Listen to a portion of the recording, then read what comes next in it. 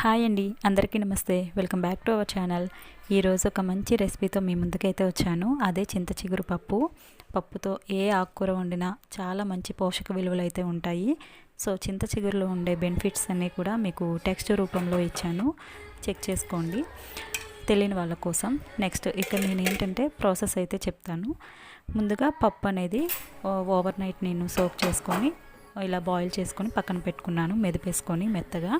Next stove on చేసుకొని బాండీ పెట్టుకొని ఆయిల్ అలాగే కొంచెం నెయ్యి యాడ్ చేసుకోండి. తాలింపు పెట్టేటప్పుడు టేస్ట్ చాలా బాగుంటుంది. నెక్స్ట్ పోపు దినుసులు, అలాగే ఇక్కడ చూపిస్తున్నట్టు ఎండుమిర్చి, వెల్లుల్లి, కరివేపాకు, పచ్చిమిర్చి, ఆనియన్ ఇవన్నీ కూడా కట్ చేసుకొని రెడీగా ఉంచుకోవాలి. నెక్స్ట్ 1 by 1 వేసి మంచిగా ఆయిల్లో అలాగే నేతిలో దోరగా ఫ్రై చేసుకోవాలి. ఇవి కొంచెం వేగిన తర్వాత టమాటో కూడా వేసేసి మంచిగా కొంచెం ముక్క అనేది సాఫ్ట్గా మెత్తబడేలాగా కుక్ చేసుకోవాలి. ఈ విధంగా కలిపి మూత పెట్టుకుంటే చక్కగా సాఫ్ట్ అయిపోతుంది. నెక్స్ట్ మనం ఈ చింత చిగురు ఉంటుంది కదా, దీంట్లో ఏంటంటే ఇలాంటి కాడలు అవి తీసేసుకుంటే కొంచెం పప్పు తినేటప్పుడు మనకి కొంచెం చూడడానికి బాగుండదు, ఈ కాడలు అవి కనిపిస్తే. అందుకని కొద్దిగా అవి తీసేసి ఆకునంతా కూడా శుభ్రపరచుకోవాలి. ఎందుకంటే మనకు తెలియని సన్నటి ఇసుక అనేది దాంట్లో ఉంటుంది. సో ఒక 2-3 సార్లు మంచిగా క్లీన్ చేసుకొని ఆ తర్వాత ఈ టమాటో, ఈ ఉల్లిపాయలు ఇవన్నీ కూడా మంచిగా మెత్తగా మగ్గిపోతాయి.